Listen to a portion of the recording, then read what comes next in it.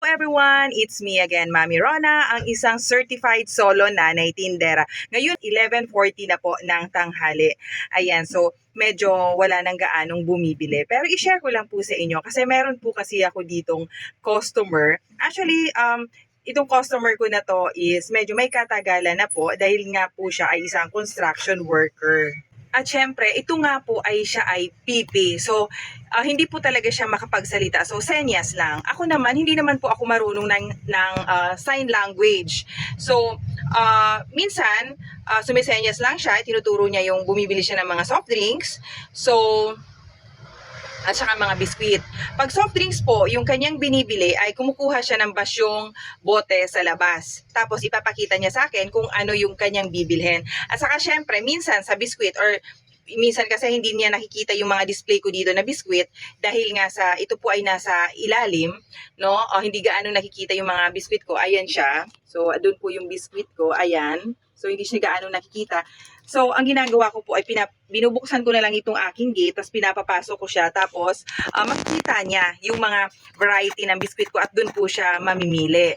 No? Pero yun pong pipi po na yun ay medyo may kalayuan po yung kanyang site, yung kanyang construction site. Pero mas pinipili niya na dito sa akin bumili kasi sabi nga daw po, siya ay parang at peace, no? Parang welcome siya dito sa aking tindahan bumili. So, hindi lang naman din po yun yung aking customer na pipi. Meron din po dito isang homeowners din. So, pag sinabi nating homeowner, so masasabi po natin na siya isang well-to-do. So, siya naman po, yung homeowners na yon, pag bumibili po siya, yung kanyang mga bibilhin ay nakalista na or nililista na niya. So, minsan naman, pag ice cream naman yung kanyang bibilhin, itinuturo niya na lang sa akin yung mga flavors kasi po yung aking tarpaulin ay nasa labas. So, ituturo niya na lang doon kung alin yung kanyang mga bibilhin. So, minsan lumalabas pa ako para makita ko nga po yung mga flavors na tinuturo niya. So, minsan naman at hindi kami minsan nagkakaintindihan, ang ginagawa ko na nga lang po, ino-open ko ulit yung aking gate tapos pinapapasok ko na lang siya at pinapipili ko siya nung mga bibilhin niya.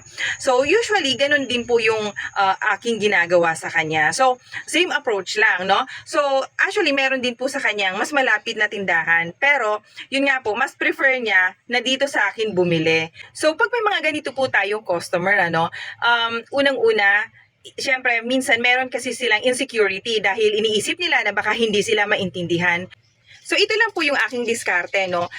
Actually, pag may mga pumupunta sa aking tindahan, na makikita naman po natin ito, minsan po yung mga homeowners, kasi makikita natin ito na may mga kotse sila, minsan naman po meron pong mga yung mga kasambahay po nila, minsan naman po yung kanilang mga construction worker, no? Minsan po anak ng mga homeowners. So iba-iba po talaga na mga customer yung aking nami-met, no, every day dito sa aking tindahan. Bali, ito po na isi-share ko sa inyo. Ito po ay bali, nakabase lang po sa aking experience. Bali, ang ginagawa ko lang po, once na po may pumunta sa akin ditong mga customer, like hindi ko pa sila mga gaanong kilala, no, simple lang. Mag-i-smile lang ako at tatanungin ko, no, ay hello po, ano po yung bibilhin nyo or bibili po ba kayo? Ganun lang. Usually, minsan, yung pag-greet ko ng good morning, good afternoon, is hindi ko na talaga yan na nagagamit. Talagang ako, once na may pumunta dito sa aking customer, ang lagi kong nababanggit ay hello. Yan lang po talaga and then kailangan natin mag-smile lang.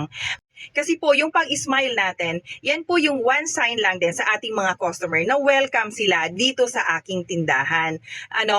Bali, usually, no, pag may yung mga kakilala ko na or talagang at ease na ako, minsan, ang talagang nababanggit ay, hello sis, ganon, sis na yung aking ibig sabihin na connected na kami, friends na kami. Tapos naman, syempre yung mga bata na bibili, ang hello tita, hello ate, ako naman ang reply, hello be, ganun lang. So kasi yung be ngayon parang yun yung uso na natawagan ng mga kabataan. So nakikiuso na lang din tayo. At syempre po, doon naman po sa mga construction worker na alam ko naman na medyo mas may edad sa akin, syempre yung usual na ate, kuya, bilang respeto na lang din sa kanila. Syempre, doon naman sa hindi alam ko na mas bata sa akin, Basta ako pag nagsalita, ano po sa inyo or ano po yung bibilhin nyo? Sa any situation po, yung pag-approach ko lang din po talaga sa kanila ay with a smile. At syempre, kung minsan po nagkakaroon po ng aberya o nagkakaroon po ng problema, wag po tayong mahihiyang magsabi ng ay pasensya na, ay sorry. So, para kahit papano alam nila na ina-acknowledge mo na minsan nagkakamali ka rin. So minsan nga sinasabi na lang nila, siguro pagod ka na ate. So ibig sabihin, naiintindihan nila yung mga ganong sitwasyon na dito sa ating tindahan, talagang hindi naman po maiiwasan na magkaroon ng problema or magkaroon ng aberya. At syempre, isa rin pong tekniko, no, kahit saan ko po sila makita, yung mga suki ko, no, kahit lahat ng suki ko, na kasi nag-i-e-bike ako tuwing ako po'y namimili, nakikita nila ako na nag-i-e-bike. So, alam na alam nila yon na, si ate to, kasi kilala na nila yung e-bike ko. Talagang hindi po ako nahihiyang i-greet sila or kawayan sila kahit nakasakay ako sa e-bike or kahit smile na lang sa kanila. Minsan nga sinasabi ng mga anak ko, mami kilala mo yon, sinasabi ko, customer natin yon, so, sa tindahan. So, once na nag-smile sila sa akin, talagang nag-i-smile talaga ako sa kanila. Dito nga po sa pagsasari-sari store ay talagang makakakilala tayo ng mga tao na different walks of life. Ang importante lang po talaga marunong tayong pakisamahan sila at syempre po yung respeto natin. Minsan nga po yung mga homeowners, no, sila yung para masabi nating well-to-do tapos well-educated, sila pa rin po talaga yung makikita mo na napakataas ng respeto nila kahit na nga sa isang katulad ko na ako nga po ay isang simpleng sari-sari store owner lang. So, nakakataba po ng puso yung ganon. Minsan they address me as ma'am, sabi niyo, ma'am, pabili naman po. At syempre, ako naman in return, syempre, i-address ko din sila ng sir or ma'am. Kasi yun po yung respeto nila na binibigay sa akin at syempre, ibabalik ko din po ito sa kanila.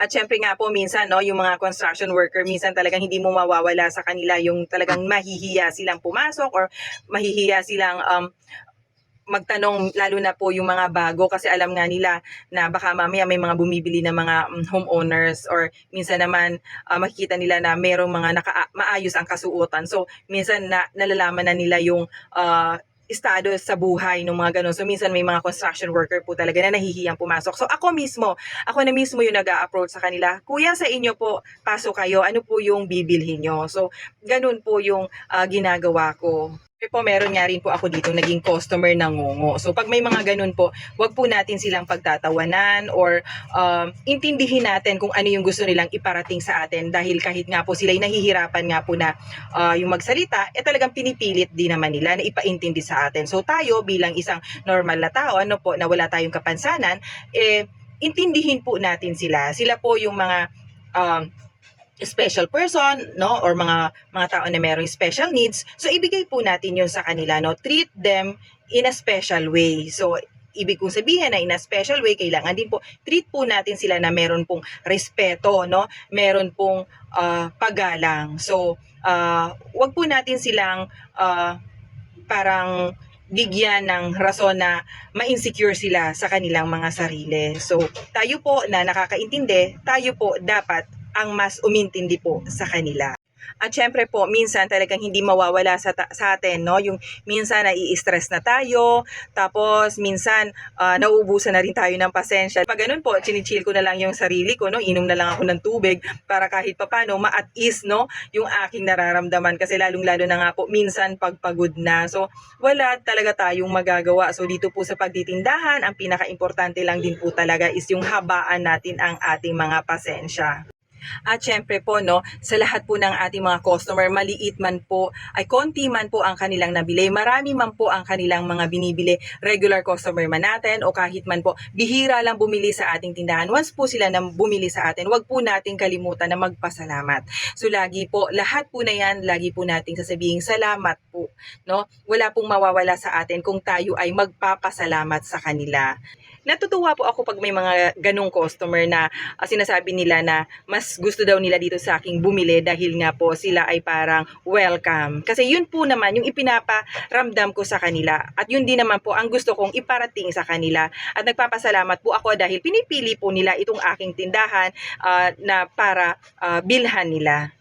Maraming salamat po sa panonood. Sana po nagustuhan nyo. Kung sakali po na nagustuhan nyo, paki-like naman po ito. At syempre po, paki-subscribe naman po sa aking YouTube channel, ang Solo Nanay Tindera. Maraming salamat po. God bless everyone.